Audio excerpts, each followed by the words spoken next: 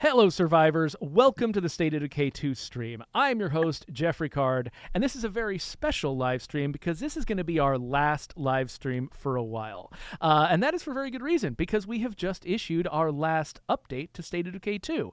That was update 38, plus a little hot fix to fix a couple of crash bugs and some German language problems that snuck in. But yeah, update 38, which unlocked a whole bunch of outfits and other sort of exclusive content that was out of reach, and made a few other changes to the game, like slowing you down in the rivers. Basically, nature's highway has now become nature's very dangerous alley, and a few other changes. We've done a bunch of stuff, but now we are putting this baby to rest, and we're going to talk about what that actually means in a little bit. But first, I should introduce our guests. We have got a whole array. We got a whole the usual suspects basically line up here, starting with Joe Swarner and Brant Fitzgerald. How are you guys doing? Well, I'm better than instant noodles over here. That's for sure. How are you doing, Brant? It looks like you're all ready for Halloween today. Well, and I was hungry too, so Yeah, a costume that serves dual purpose. I get it. If those were Right. actually real noodles, that would be amazing. But these are not the only two people. We've got, Joe and Brant. I just sort of went and just, grabbed them out of the back room. It's fine. We've got actual guests. We've got Brian Menard here and Sunny Games, a couple of our favorite creators on YouTube. How you doing, Brian? I'm doing pretty good, Junior firefighter. Yeah. So Brian is also celebrating Halloween. Sunny, what are you doing for Halloween? I am hanging out with you guys, having a blast here with you guys. That is exactly what I'm doing. So what we're going to be doing today is I'm just going to be playing through the latest and greatest version of the game in the background while we sort of chat about the last 6 years and what it has been like to be working on and playing State of Decay 2 during all of that time. One thing that I'm really interested in hearing from the chat is what is those of you, especially a lot of you have been playing this game for 6 years since original release, and you've been with us through all of the updates that have landed. And I'm just really, really curious, what is your favorite update that has landed for this game?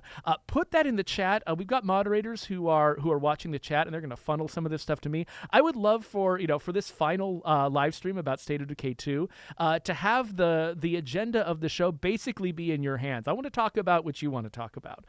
So let us know what your favorite updates were, and we can sort of chat about, with me and Joe and Brant, we can chat about the process of making some of this stuff.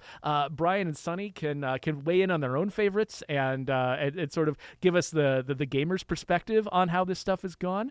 But before we get into that, I just want to make sure that we are really clear on what's going on, because there's a lot of different ways that sort of development and support of a game can come to an end. For instance, there's games out there that are completely reliant on servers, and at some point somebody has to shut the servers down, and it's really this tragic moment because people can't play the game anymore. That's not what's happening with us. Our game is not server backed. It's okay. Even though we're not going to be making new updates for State of Decay 2, you can still play State of Decay 2. In fact, I'm going to keep playing it on my YouTube channel into the indefinite future. And I hope that other people will want to do the same. The thing that's cool for me, the reason I love working on State of Decay 2 is that it's an evergreen game. It's a game that doesn't rely on a whole bunch of new content coming in all the time to keep it interesting. It's a game that sort of, it's a dynamic relationship between you and a simulation, and it changes all the time. And so one of the reasons I'm so enthusiastic about working on the game is because I also love playing it, and I continue to love playing it, regardless of whether or not there's new content coming in. So you can definitely still play the game. And now we do have to acknowledge, we've tried to fix as many bugs and as many quality of life issues as we can over the course of this game's life. And there have been a lot. This game is so much better now than it was 6 years ago. But there's no such thing, especially in a big, complex game like this, as solving every bug. And we know that there are some folks out there in our audience who have particular bugs that they care about that have really mattered to their experience that have not been fixed. And so we are sorry about that it's been impossible for us to quash every single thing, but we still love the fact that so many of you have stuck around and supported us through this, and all of the things that we've learned from listening to you about State of Decay 2. those are all still lessons that we've got. We are working on another game right now. And so this franchise, even though State of Decay 2's updates are coming to an end, this franchise is not. And we're taking everything that we've learned from this game and we're just pouring it into the future, which, we can't really say that much about yet. But whenever you see this channel go live again after this, maybe it'll be at a time when we can say a little bit more about it. But that's the future. We don't know much about the future. What we've got right now is the present. And so what I'd like to do is I'm going to start playing around in this game, and I'm going to rely a little bit on our guests here to sort of, to keep the conversation going. But the first thing that, before we get any subjects from the audience, the first thing I want to ask is, Brant, I think you might be the person who has worked on State of Decay continuously for the longest, because you were an early, you obviously were one of the conceivers of State of Decay at the very beginning. You were one of the earliest employees at the company, and you've been working I joined after State of Decay 1 shipped. You've been working on this game alongside me that entire time, and now you're working on State of Decay 3. What has this franchise meant to you, beginning to work on it for so long? Well, let's see. I wrote the first design doc in 2005. So I've been working on this game a long time, almost 20 straight years. Been lucky, like as a developer, it's super rare to actually get to make and play the game that you wanted to make. Doug Williams and I and one other person from ArenaNet, we were just zombie fans, and we came up with a pitch that eventually found its way to here. So my career's been blessed. I've gotten to do something that very few people get to do, and I've been employed by the same company for 14 years, right? So, and in games, that's almost unheard of too, unless you're, Rare or somebody. But so it's just been one nonstop blessing. I mean, yeah, there's plenty of heartache along the way. There's, you give up things that you think are essential, and then you realize that once the game's out, that people are playing it and loving it, and they're not missing something that they didn't know about. So making this game has been a great learning adventure as far as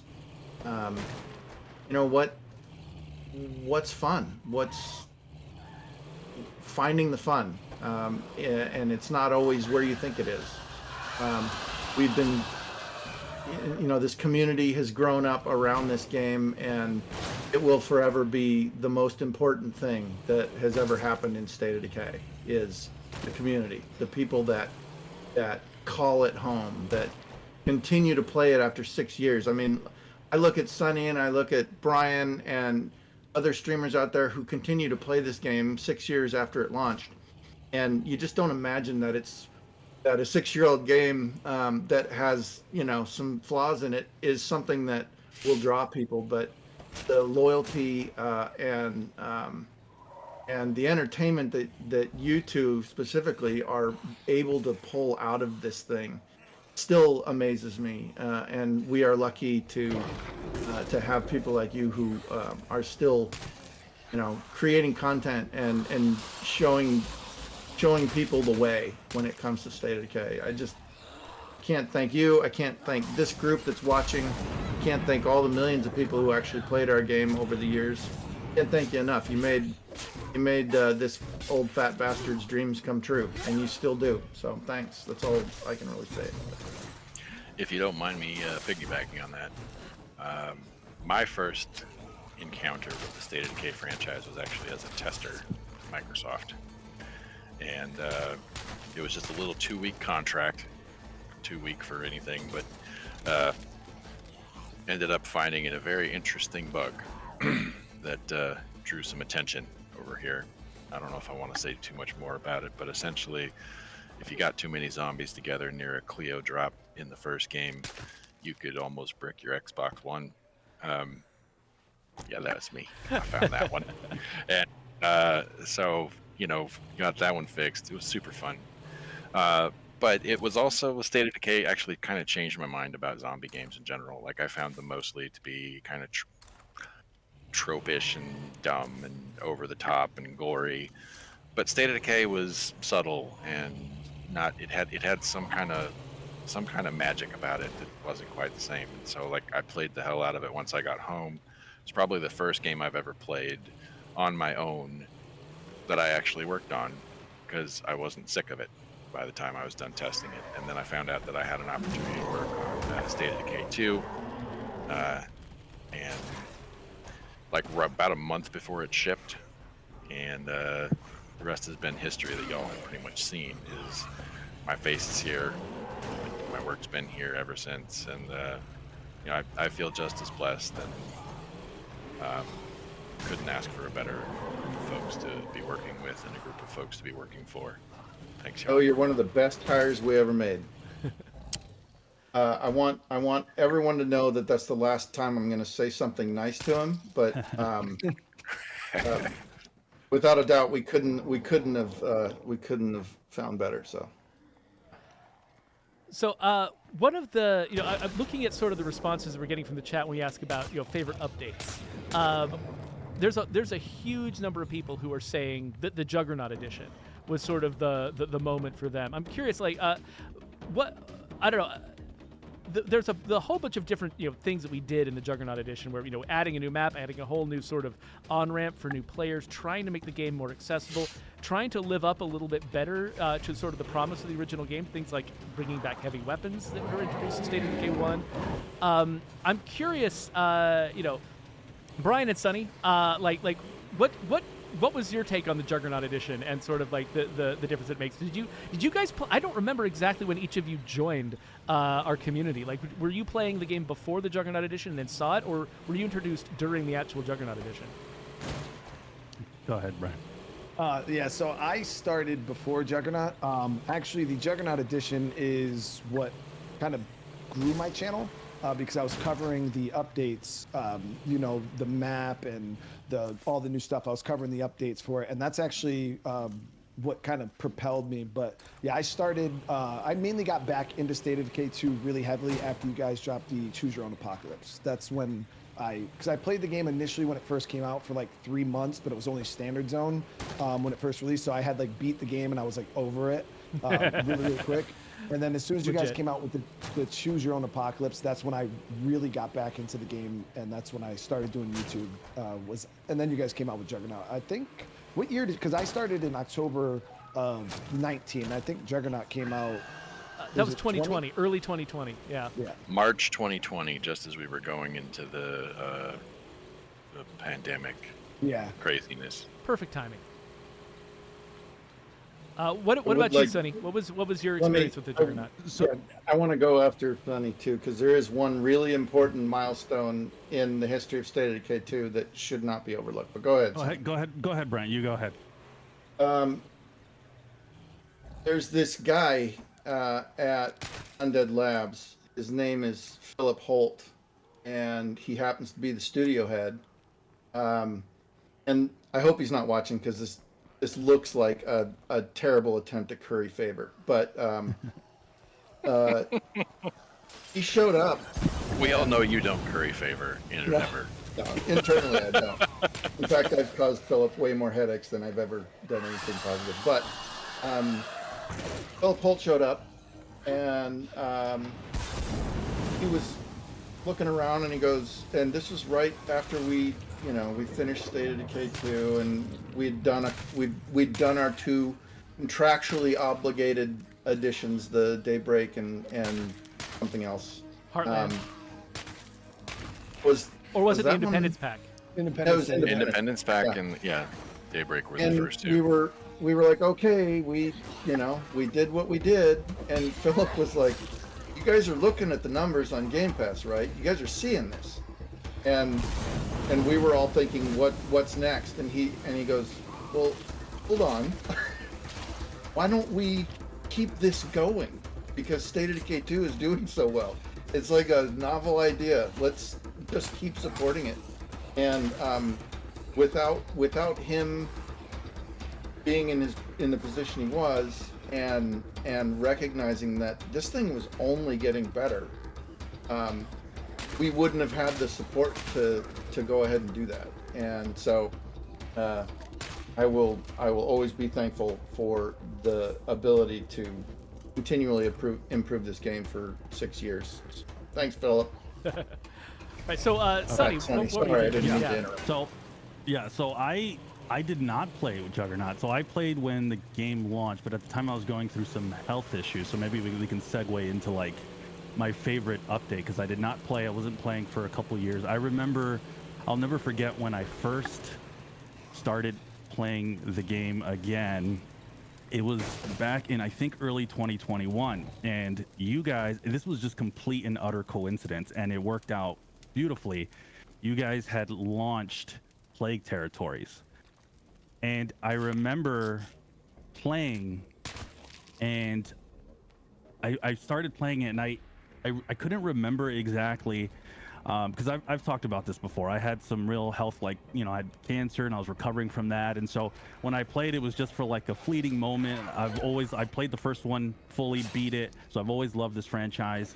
But then I did, years later, when things were a little bit slower in my life, calmed down, started playing Plague Territories, and I was absolutely blown away and addicted immediately. And I don't remember launch and all the stuff that happened before that, but I just felt like I was playing a whole different game at that point. And kind of seeing that mechanic and everything kind of encompassing everything, I was just, it basically, that update and me playing kicked off you guys having me on the stream today. Because the game for me, at that moment when I had played again, it was so good. I was like, I have to like check this out. Are people covering this? Or is anything going on? Because this is just an insane, amazing game. And much to my surprise, at the time, there wasn't a lot of people. And so I just got into it, and, you know, then came Homecoming. And from there, that was just all, it just took off from there. So I don't know if you want to segue to more updates. That one for me, Plague Territories, was the biggest one.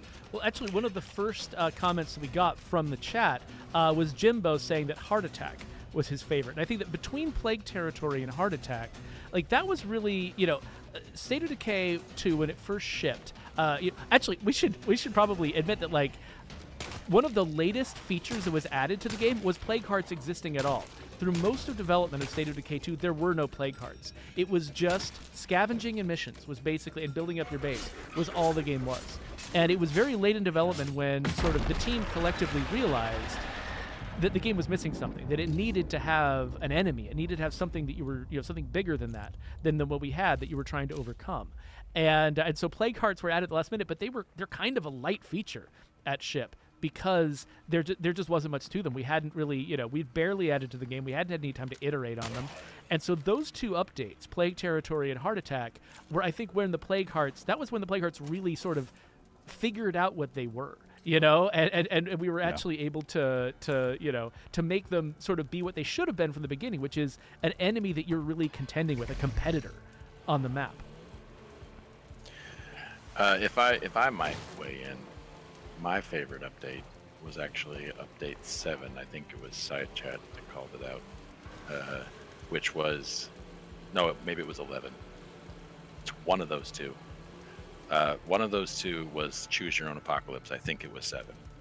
And Choose Your Own Apocalypse basically sort of set the stage for all of what the rest of what came, because we ended up going with the difficulty changes, which I may not have been designing them, but Brian Giammi and I certainly spent a lot of time talking about what I found while testing and playing it. So, you know, I felt like I was involved. But I remember just like when we started pushing that kind of stuff out. Was it 11 when we introduced the World War II pack and Cash Beaumont? Maybe so. Was that when we did bounties, or was that at Juggernaut? I don't remember when I think the bounties came in because we had this team of artists who had nothing to do unless they could make more guns, and including Brant, by the way. And so basically, and every time the more guns they added, like, they could add guns to the game and to the loot tables, but the more they added, the harder it was to find the new ones, because there would be more and more guns, and they're all randomly distributed. So we made up the bounty broker just to give away, to showcase these new guns they were making. And then once we had them, we're like, oh, let's also start, you know, maybe we can do outfits, maybe we can do a bunch of other stuff. But like, it was mostly about just Brant and, then- Dan and yeah. And while and so like the reason I think that first update that we had when we introduced the difficulties is so important is because it was basically sort of like, you know, when you've set up all the dominoes and you just push that one.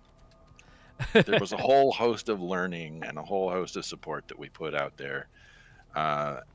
We've learned better, like how to build our own communities. We've learned how to build the game. We've learned more about what State of Decay is, not only to ourselves but to you guys out there. And so, you know, you're going to hear me say this a lot. Thanks, y'all. Well, I think one of the things that you know, Choose Your Own Apocalypse and the subsequent like Green and Lethal updates did was they helped the game reach a much wider audience, because, you know, the Standard Zone, like I said, you know, Brian, you played that and then you were done with it, because the Standard Zone was just, it wasn't at your level. And so like, you know, I imagine you maybe had fun for a little while, but it's like once you got past it, there wasn't something for you to do. And but there were other players for whom the Standard Zone is like, they don't play this kind of game all the time, and the Standard Zone is actually way too hard. And so, you know, adding the difficulty levels made it so that you know, everybody could sort of find their level, and then they could play the version of the game that worked for them. And then we were able to, you know, build so much more on top of having, you know, this nice, really broad, diverse audience of people who were all enjoying our game in different ways, and all of whom were sort of contributing different motivations and different ideas and different thoughts about what this game could become. And if I may call one thing out real quick, Cogs keeps talking about Green Zone. Green Zone isn't possible if we don't have those difficulty settings. And Green Zone came before Lethal, for those of you who don't know. And it became a lot more accessible for people, just, you know, place to learn the game. What were you going to say, Brian? I was gonna say, for me, because like Joe, like my two favorite updates, I think one of them is a really underrated update. But yeah, Choose Your Own Apocalypse, I felt like one of the main issues I had with the game when it first came out was Standard Zone. It wasn't that it was easy; it was that there was so many systems that were in the game that were just overshadowed because of the simplicity of Standard Zone. Like you just got so much loot. A lot of the crafting systems, the community functions, all that stuff that you guys had baked into the game was just, you never had to use it. So when you guys added the Choose Your Own Apocalypse difficulty, it limited a lot of the resources on the map. It forced players into having to utilize some of these amazing systems that people didn't even know were in the game. A lot of the buffs, the hero bonuses, like so many aspects of the game you just never even had to pay attention to. And then when you guys added the Choose Your Own Apocalypse, it really, really fleshed out and brought a lot of those hidden systems to the forefront. And that's what I really felt like the game started to shine. But for me personally, I know we talked about this when I was at the office too. One of my favorite updates that I feel like still to this day is so underrated is the Homecoming update. Like Homecoming for me was my favorite update. You guys brought Trumbull Valley back. You guys put some more story into the game, which was one of those things that the game really, really needed, in my opinion. You know, you guys started bringing some of the characters. You guys kind of combined it with Heartland. You know, and it was just like, it was like perfect for me. So I absolutely loved the Homecoming update. I would say if it's between Choose Your Own Apocalypse and Homecoming, I'd have a rough time picking either one. But even when you guys did the bases that you guys made in Trumbull Valley, obviously they're the most recent bases, but they were phenomenal. Like all of the bases that were made were just so unique. They were I don't know. I really think the Homecoming update though, still to this day, doesn't get. Like Plague Territory was probably one of the most impactful updates. To be honest, like, you know, viewership, like even me on my channel. But my favorites, I think, probably would be Choose Your Own Apocalypse or the Homecoming update. I feel like Homecoming was almost like a love letter that you guys gave to us, because it was incredible to see so much work put into it. To be like, I'll never forget the reaction to that. People were just blown away. And I remember, you guys probably will kill me, but I remember uncovering so much stuff, and so many people were like, no, that can't be, like, no way they're gonna have all this like stuff in the game. And I'm sure you guys were pulling your hair out at the office. But yeah, look what you did, Sonny. Look what you did.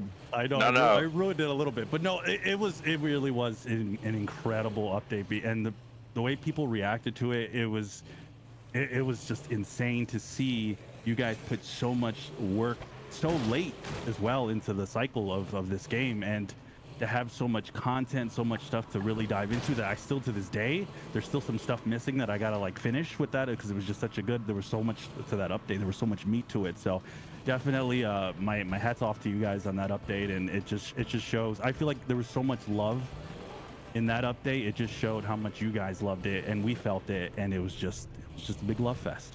I just want to point out, Sonny, that for every video that you had of every instance of things that you were right about that were going in the game, there was just as much that you were wrong about, where I was just I was just giggling. I'm like, ha ha, you don't know, we cut that. Good times. But yeah, I mean, actually, you know, Sonny, one of the things you like some of the stuff you're doing, like the sleuthing that you were doing, it really did sort of make us think a little bit about sort of our relationship with our community, because we kind of had to decide, you know what, it's kind of fine if people figure stuff out, because they're gonna figure stuff out. Like, we're not going to be able to maintain some sort of crazy amount of secrecy, and while we are definitely, you know, we are wise sometimes to be secretive to some degree, to try to, you know, make sure that, you know, that we pick the right time, the right moment to reveal information. And still having that sort of ongoing back and forth between us and the community, where you're trying to figure out what we're doing, you're finding things that we missed, you guys are reporting on bugs, you guys are participating so much in the experience. We benefit a lot more from leaning into that and making it just a part of the experience for us than we do by, you know, like we weren't really pulling our hair out. We were actually kind of like, wow, someone cares enough about this game to participate in this way. This is something we should tap into. We should actually, like, you know, appreciate this more, rather than treating it like it's some kind of security problem, you know? Yeah, there was such a great, like, conversation going on between us and our community, and I do have to give Mark Lautenbach a shout out. Undead Mark, that many of you will know, he never stopped finding people who were streaming our game, and it didn't matter if they had one viewer or 10,000. He would find them and let us know what they were doing, and, you know, we could talk to them. And a lot of people I see in chat are people that Mark did the legwork on finding, and then, you know, I jump in and say, hey, how's it going? But that conversation that we had over the years between what you liked, what you didn't, what you hoped to see, what you thought we executed on poorly, or the stuff you thought we did great, that ongoing conversation was you know, you guys are game developers too, because you helped us make this thing what it is, because it would have been something completely different had we developed this in a vacuum, or not been smart enough to listen to our community and interact with you. So yeah, everyone here is their own, you know, is an uncredited developer on State of Decay. I was about to say, you know, Brian's analysis on how, you know, basically adding difficulty levels to the game so that we were sort of straining the systems and making players play with the systems. I was about to go, like, have you considered a career in game design? Because that's the way you have to think about games. Just all these weird little interplays between systems. But you're not the only one, Brian. Like everybody in our community, Sonny and like all of the other, you know, folks, we keep getting such a high quality of like analysis of our games from people who play them. Like I feel like we don't have just a typical sort of community of people who, you know, who are just like, they play the game and say, oh, this sucks, this rocks, you know, or whatever. They're giving a much higher sort of degree of feedback to us than I feel like I've ever seen anywhere else. And it's, I don't know, I really value the particular group of people we happen to have attracted.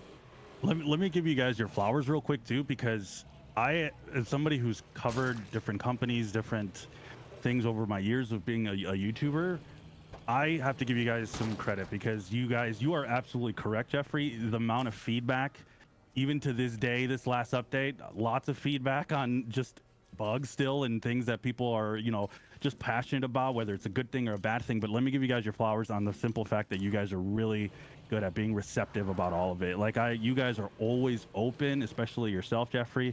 And just like meeting you guys in person, you guys are always very receptive to anything. And so that's something key, because not everybody is like that. I have encountered some people who will be hostile and they'll be like, hey, be quiet, we don't want to hear your opinion. that is one thing that is really key, and I think it's also what's helped really propel this game to be as good as it has been, and it is because you guys are so open to listening and gathering feedback, and you are good at implementing it and listening. So kudos to you guys on that. Thank you. It's founded in deep, deep insecurity. Yeah, I was gonna say, Sonny, watch it, because you single-handedly made me review my tweets, because like a year later, some random ranting of mine that I made at midnight might show up. Yeah, we all have to be very careful what we post on LinkedIn. So. LinkedIn. What are we posting?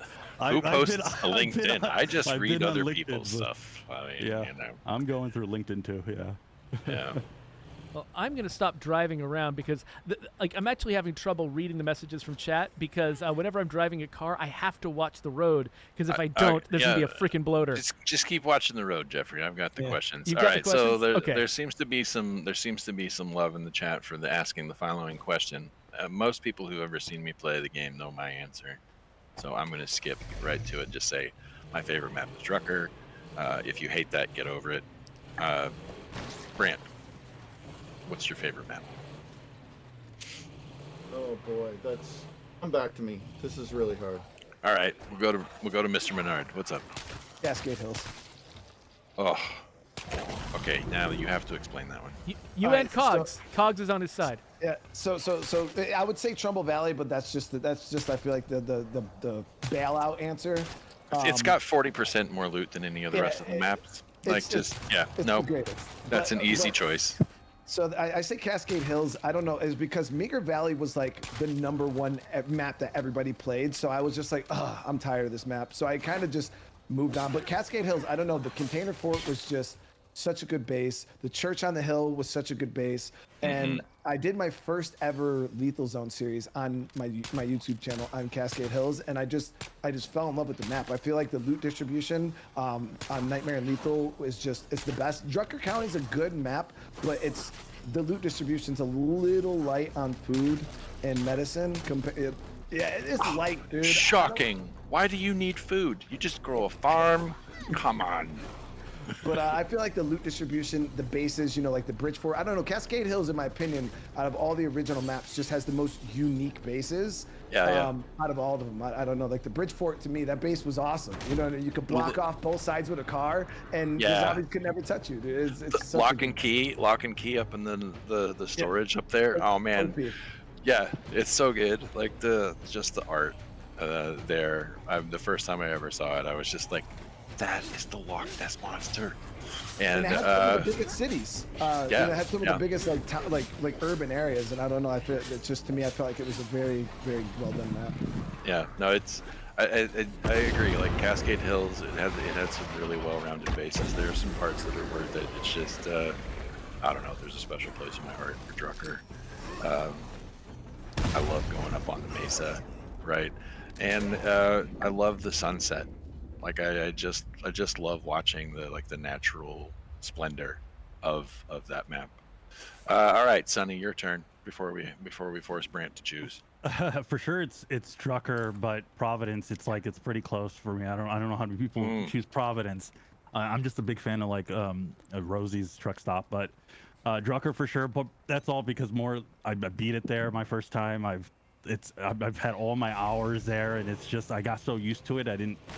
That's just my place. So for me, it's Drucker. Yeah. Yeah, I've been having some trouble in Providence Ridge now that rivers are a little harder to drive in. With Update 38, Nature's Highway down the middle of that is a little harder to use. We had forgotten to mention Providence Ridge because that was part of the Juggernaut update. Yeah, that's true. That's when we released that, and then we came up with a new intro after the first tutorial part. I spent so many months of my life working on the new on ramp. Actually, both me and Eric Anderson kind of cut our teeth on building that experience before moving on, each of us, to sort of heading up the design on different phases of the post Juggernaut stuff. That was actually the first time I'd really worked closely with Eric and learned to sort of really trust his gut about Yeah. about what works and doesn't work in State of Decay.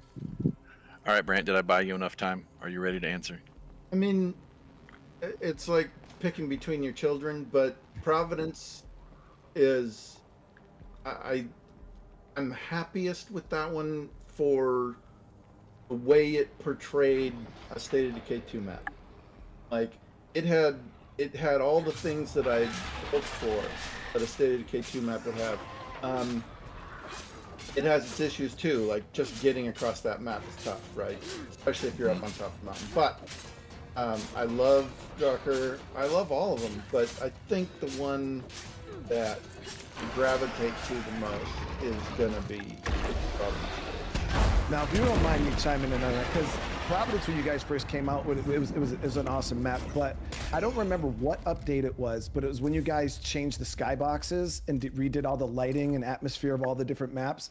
After that update, Providence Ridge easily has the best atmosphere of all the maps, especially at nighttime. It gets that like greenish look. It gets the mist and the fog going. It definitely has the best atmosphere out of every single map that you guys have for sure. It feels like it's Halloween all the time on that map. It's awesome. Yeah, it is awesome.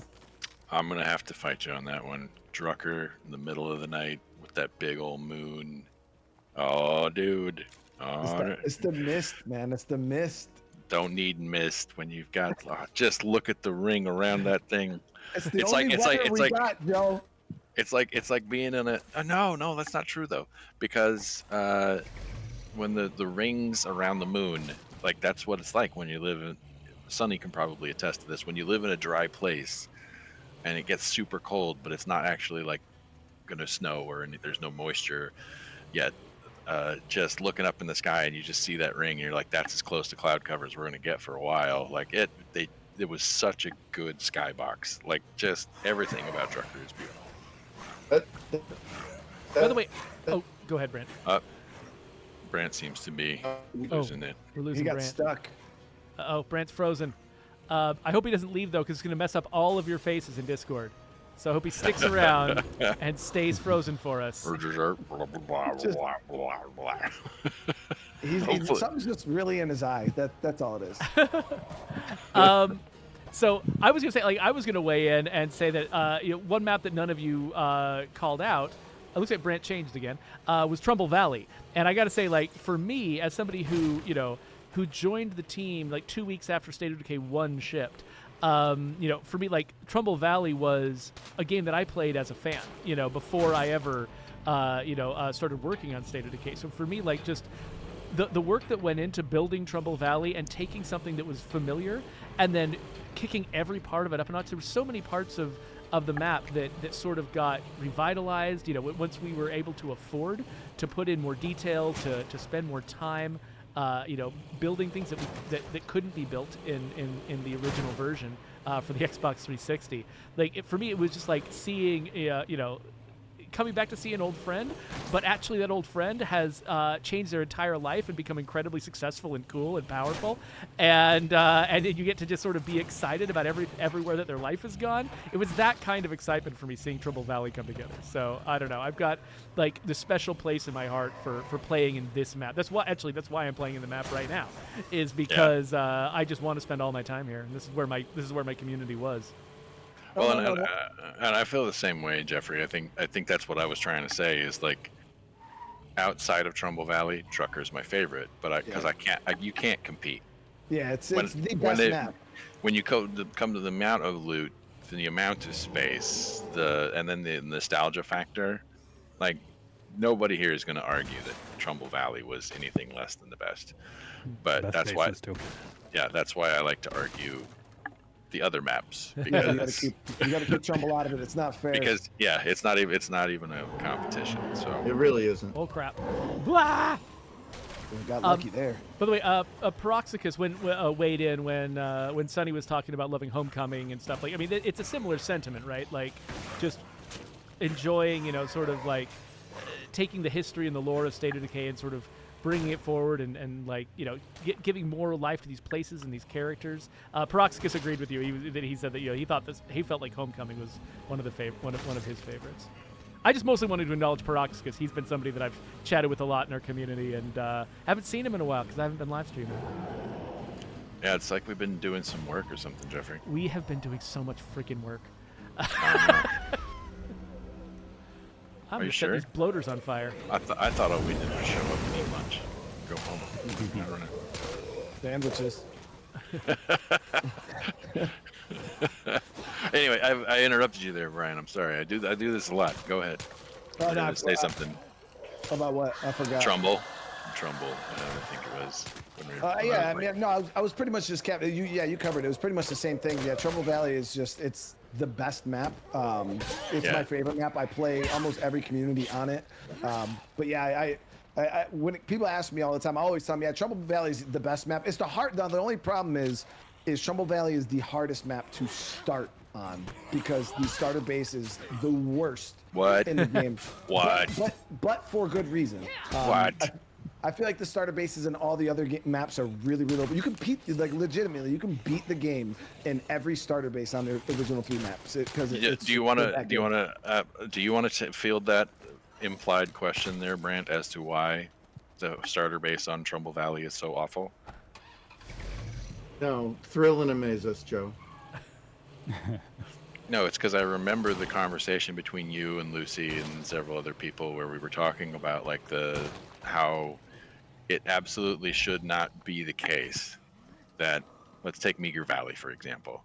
You have that church that's way off over on the left that almost no one ever uses, and and the only reason they ever use it is because they don't know better, and then they find out that the starter base is actually better than the church. And so we knew that in the beginning of those first 3 maps that we shipped with, that the starter base was better than some of the ones that you would have to pay influence to go into.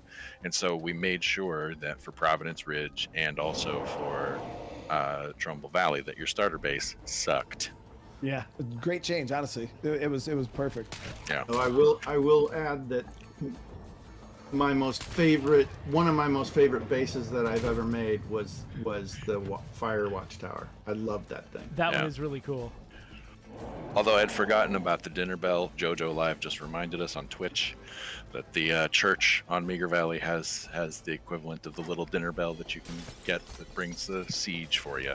The firehouse. I don't know if you guys did this intentionally. I actually just shot it the other day on my playthrough I'm doing right now. But the fire station in Providence Ridge, you know how you guys put that right across the street? There's the tower with the bell on it, and you can actually shoot it. It rings, and it'll actually attract zombies. You could throw fire right there when they gather up in the bottom. And I don't know, like, did you guys intentionally do that? Yeah.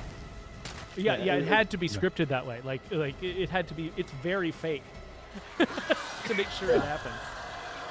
No, yeah, because that was a really, really awesome thing, and it was just because there's not a lot like that, you know, where you can kind of like interact. Because that was one of the things that changed from 1 to 2 was there was not, I wouldn't say a lot, but there was some things that you guys had in the first game that you could interact with, in like the exploding like propane tanks and things like that. And State of Decay 2 kind of didn't really have it. You could break the fences though in 2, which you couldn't break in 1.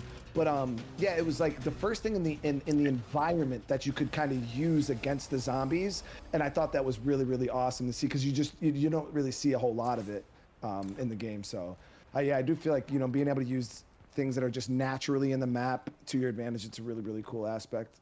I think that's one of my favorite things that I've ever heard a dev say ever, and don't quote me on this. It sounds like I'm saying nice things about Brant, but I was watching. This was when I was over at Xbox before I had moved over here full time, and I'm watching Brant and Geoffrey stream, and Brant's just driving around, and he's like, "Look at this! Breakable fences, breakable corn." And then he runs over a tricycle, and I'm just like, I remember this so much, causing me so much pain in the first game. Thank you so much for kickables, you guys. Yeah. The tricycle of Gibraltar. but I will never forget the phrase breakable corn. Well, the best thing in the game is breakable cows. There's no ifs, ands, or buts. Breakable cows, baby. I missed that. Splash screen. Do you guys remember the original State of Decay 2 splash screen with the bridge and it had the little cow and all that stuff? Oh yeah. Some yeah. people probably don't even remember it. I still to this day miss that splash screen. Yeah, rebranding the front end for Juggernaut was kind of a controversial move because people did have a lot of nostalgia for the old way. I did see someone in chat call out that we should like redistribute like the launch version, and we actually did something kind of like that here. I don't know, it was a couple updates ago, probably for the heart attack update, so that we could play them side by side. We installed using the disc or some other form. We installed the launch version of State of Decay on one of our Xboxes here, and then we installed the most recent update. And oh man, I do miss that splash screen so much. It was so good. Brian, didn't you do a thing at one point where you were playing the?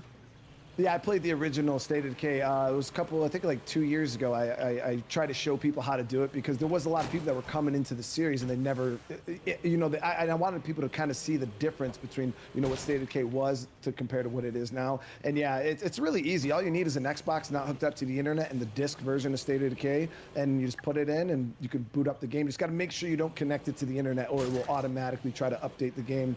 And yeah, I did a live stream of it, and then obviously, I had to play with a controller because you can only do it on the Xbox, but it was a good time, and it does put it into perspective because the disc version actually is before you guys even put the day one updates in. So there's stuff in that disc version that wasn't even on the live version of the game. It was really, really brutal. Do you miss the flying cars? What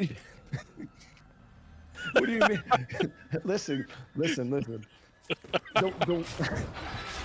The one thing that you guys had, I don't know if was it intentional. I think it was when you ran out of stamina, the screen would actually change colors. That sounds like something would do on purpose. I don't know. I think it was in the original, but then when I played the game, or when I played the disc version, it was in it. But then when I played the game after, it wasn't in it. But yeah, the screen changed when you ran out of stamina. So there was a bunch of little things that I was like, I'd never seen this in the game before. So it was kind of a learning experience for me too.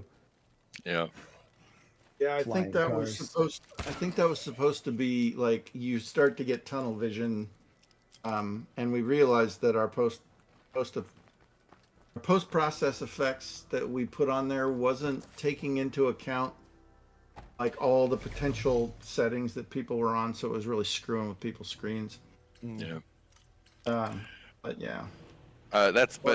Since we brought up the flying cars, and I also want to make sure that I give a big shout out to Dan Mode. He did a lot to make sure that those kinds of things, those incidents were reduced, and even if they still ended up flying a little bit, they did not fly off the map like they used to. So when we talk about things that we have fixed up quite a lot, man, I am so proud of this team, the dev team, and I'm so proud of the community with sticking with us through some of our really tough times. And I think it was also one of our programmers who figured out that a lot of the time what was going on with the cars was because we sort of when your door falls off, we leave your door in the world, and then we don't despawn and replace the door on the car when you repair it. We would just take that same door and smack it onto the car. And so depending on the timing, oh my goodness, the door would come flying across the map in a single frame, smack into the car, and that's what would knock the car into a crazy spin. I don't know if this is still the case, but I do remember even after we had done those fixes where you didn't slap the door under the car and then put it back into place.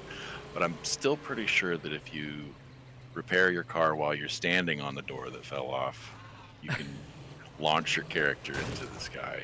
That sounds that's one of the ways to become a rocket man. It was. By the way, I don't know if it still counts though. I've been having a lot of fun just sort of playing in the background where you guys are doing most of the talking. I should acknowledge that Cot Jockey made a nice comment earlier on where he pointed out that that I started doing live streams with Brant very early during the State of Decay 1 days, and I was terrible at the game, and Cot Jockey was complimenting how much my skill in the game has improved, that we've gone from me being an absolute disaster whenever I had the controller to, you know what? I've been playing. I mean, this is a Nightmare Zone community, but I've been playing in the Lethal Zone lately and doing all right. I still cheese a little bit. I still climb on my spiky car whenever there's a feral nearby, but I'm actually doing okay. But a lot of that comes from just how fun it's been to play, to play with our community and to do live streams and to make videos and stuff like that. I mean, you all make that so worth it to me that I can't stop playing. And eventually, you got to gain some skill if you're playing as much as I am. Oh, no, Geoffrey, I tried telling you that before, man, because you were playing I think back when we really started talking and you started streaming, you were playing Dread Zone like exclusive. And then I remember you started bumping up some of your stuff to Nightmare, but you kept the action on Dread. And then I remember when you took your first dive into Nightmare, I actually watched that whole series. It was awesome. Oh, and thank you. You had some ups and downs. And I remember I told you, I was like, oh, Geoffrey, I was like, listen, just put the map on Lethal, put community on Lethal, and just leave the action on Nightmare. And then you ended up just taking the full leap into Lethal. And I think I missed like 2 series that you did. And then I checked out your Lethal gameplay and I was like, damn. Yeah. I was like, Geoffrey has gotten good, man. Like really, really good. So no, man, hats off to you, dude, because it's awesome to see you like literally grow as a player. Because not that you were terrible. I was terrible. That's fine. That's fine. But no, yeah. I mean, you're a solid player now, man. I still see you abusing that gunslinging a little bit. But, I do. Yeah, that's basically. Whoa. Oh man. Yeah, that's basically how I've been doing it this time. Focus, aim, or nothing. Yeah. Okay. Whatever. I man. use Gunslinger almost exclusively, Brian. So we got a question. Ted Fitzpatrick was calling out some car door trick. The car door trick was once your car door has been ripped off, zombies do this thing once they attach to your missing door. They will go to reach in. If you press the Y button, which normally when you have a door is to like get out or to like, I don't know, hold it open, one of those 2 buttons. If you do that when they reach in, you do a little hand swipe and they don't pull you out and they actually fall off and you just keep driving. I think I did that by accident with a feral one time. I didn't know that. And it saved my life because I think I was going to die, and I accidentally did that move, and it worked. You got to time it though. It actually takes timing. Because I noticed it the first time. It can be inconsistent sometimes though, because the timing is very tight. You just have to get good. Yeah. That's what I love about this game. You just learn stuff you never knew. Come on, Brian. Hey man, listen, I'm still stuck in the standard zone. All right. Yeah. I know. I've seen you. By the way, while we're complimenting our community, there's been people in the chat who have mentioned this, and we should mention it too. That one of our community members that we've really owed a lot to is Arvid D with his State of Decay science videos. That guy is incredible, and he's put together something where he's done the amount of research that man does to to put his videos together. It's like basically when we want to understand something about our own game, we haven't done the kind of research he's done. We don't have access to the numbers that he has. We watch his videos to find out how our game works. It's incredible. So yeah, anyway, I just wanted to give a shout out to that guy. If anybody's out there who hasn't found Arvid D, it's RVIDD. Look that up. State of Decay Science. Guys does amazing stuff. I also want to give a shout out to Cord. He's here every time we stream, but he's also like a really avid reporter of bugs. I mean, when we first opened up our support site and started receiving a bunch of bug reports, Cord was on it almost daily, letting us know, and we were busy getting a lot of that fixed. The ones that we couldn't, obviously, like there were things that we couldn't tell you about because they were bugs that were related to features that were in development that were a little higher on the priority list, but we got everything addressed that we could. So, it's when we say we've really appreciated everything, like we really do, and we read those things as they come in, and as long as you're not calling us really bad names, we generally we don't just ignore you ever. Speaking of ignoring people, there's been one question that's been sort of coming out from a few different people. Balzefo asked something like this. So did Rauer. So did let's see here. So did Riley. But they wanted to what is there that you kind of wish you'd gotten the chance to do in State of Decay that you didn't get to do? And that's an awkward question because it is hard to talk about, like future features and stuff like that. But now that we're not going to put any more features in State of Decay 2, it might be okay for me to say the thing that I really wish that we had been able to do a better job with was enclaves, because enclaves, when you run into most of the enclaves, we have a few that we put a lot of work into. Obviously, the ones in Homecoming have a lot more work and story put into them, and there's a handful of them that show up in the regular game that have a lot more sort of work and story that went into them. But a lot of them feel very random, and that people don't feel like there's very much to them. When you go in there, like, oh, it's 3 people standing around in a shed or around in a house. They don't look like they've got a life. They don't look like they're really living in the same world as you. And I do wish that we had gotten an opportunity to make them something more. The problem was they touch everything. Enclaves are involved in everything in the game, and trying to fundamentally change how they work could have broken so many things that it really didn't make a lot of sense for us to take on that risk at any point. But we'd have learned a lot by just sort of watching the way people react to enclaves, the way they behaved in State of Decay 2, and I think we've got good ideas for the future. So we'll have to still think about that as an area where we could improve in the franchise. But for right now, yeah, like enclaves are enclaves. When they get red diamonds, you shoot them, and then you don't worry about them anymore. If there's one thing that I wish we could improve, it's to make that we could go back and fix. It's to make sure that people can't stand on top of their cars. Or Farrell could just go up there. Yeah. I could not play on the lethal zone if I couldn't stand on my car. Because Ferals could climb on buses, they can climb on trailers, but yeah, they can't climb on the car. Yeah. Right. Even if we did, when there's a Juggernaut around, I can't stand on my car. And I feel like there probably was something we could have done to let zombies attack cars or do something to cars where the car becomes in trouble if you're standing on it. But we never got the chance to do that. That would have been a big improvement. Juggernaut or a bloater, and you're standing on that car. Like, the bloaters are easy to handle. You just shoot them when they're coming in. You see a Juggernaut coming, you just run, or you just jump down and get in the car. But I think that I think a big part of this game is that you are making meaningful choices. I remember listening to Brant talk early on about how this thing came into being, and it was just watching a bunch of zombie movies and watching people make stupid choices and just going, man, we would what would you do? And then it turned into this franchise.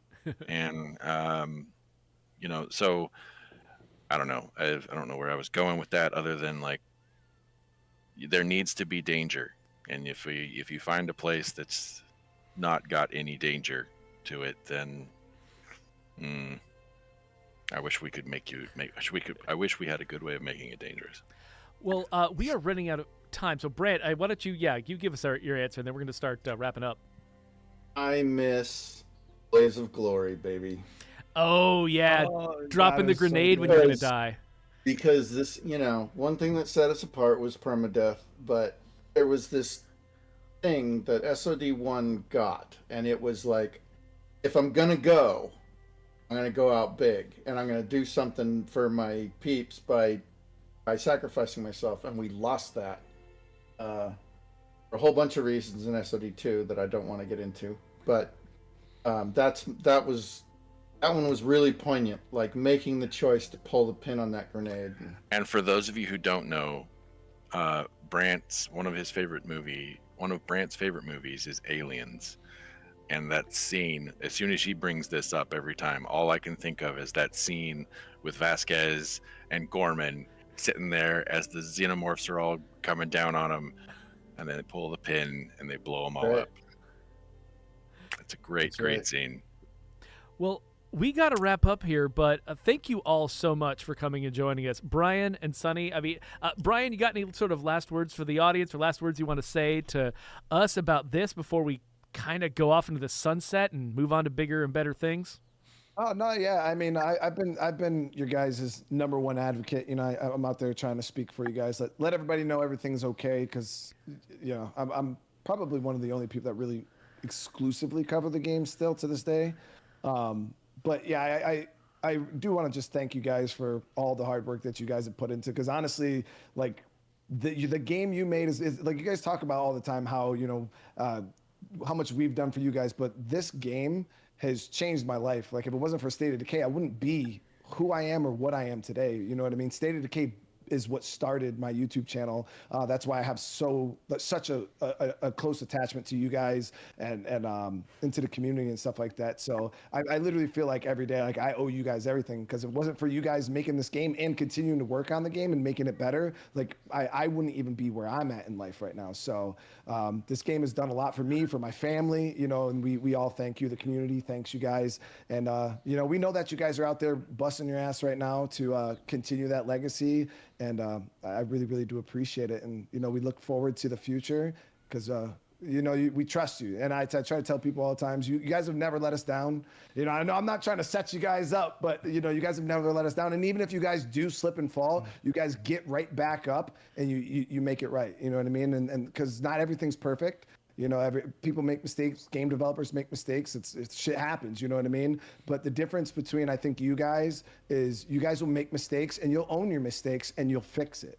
And you let people know, hey, look, we did this. Like you guys still to this day, you'll be like, hey, when State of Decay 2 first came out, it was not what we wanted. It didn't have this. And you guys address that. You're very open with that. And a lot of game developers aren't. They try to hide behind things. They don't want to let people know that they messed up. But you guys will own it. Like, hey, look, we didn't have time. It just is what it is. And you guys worked really hard to fix it. So I trust you guys to make, great decisions. And, I'm really, really excited for the future. So again, I thank you. My family thanks you. My community thanks you guys for everything you guys do. This has been an amazing ride, and I can't wait for the future. Thank you so much. We'll try to live up to that. Sonny, you got any sort of last words you want to leave before we end this thing? Yeah, I just want to thank pretty much you guys under the labs for really just going and appreciating what I've done, even though I felt like at times I might have gotten like I was going to get ousted or hated on, but I really appreciate you guys for really bringing me in and just giving me the opportunity to showcase an awesome game that you guys have made. It is obviously, piggybacking off of what Brian said, it's something that, has helped me have this present and future going forward. And like he also said as well, like I feel really good about the future of what's going to happen with this franchise, and it's been really awesome to communicate with so many different people all around the world and the community. I think that what really shocks me is just the community and how awesome they are and how they have been so receptive to not only my stuff but everything that you guys do. And I always just get so much positivity about the game, and my comments are always flooded with how awesome you guys continue to put in work after all this time and continue to make a great game, and how it's still very much a part of their lives. And I think that's something to be really just shocked to see and loving that it's years later and you guys are still putting in that work and putting in that love. And we see it as the gamers that cover it, because I'm just a guy who sits in front of the camera, and I'm not any good at with this whole thing, but you guys, it's just incredible, and I just love seeing that feedback. So I'm grateful to be able to kind of relay and help in any way, help you guys showcase this stuff. And real quick, I do want to give a shout out to some awesome other creators too. Jay Talbot, guys, check him out. Yeah. Guru and absolutely Coalición. There's some awesome creators who are still doing some awesome content to this day. So the game is still living on while we wait for that next game.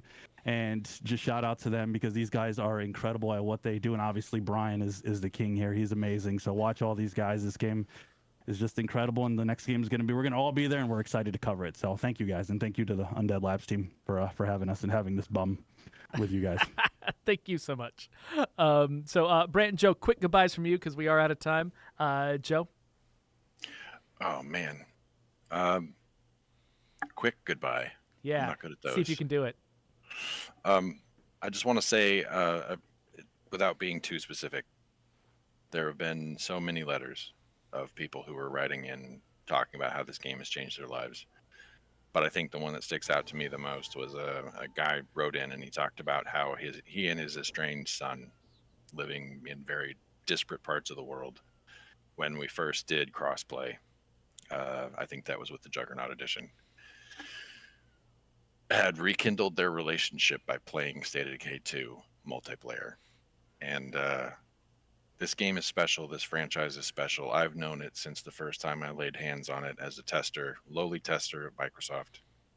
Uh, I am honored to be in front of all of you.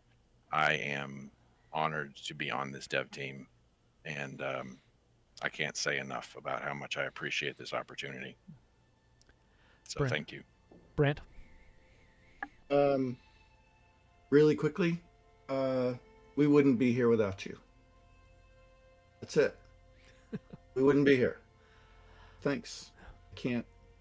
There's no other words that I have other than thanks. All right.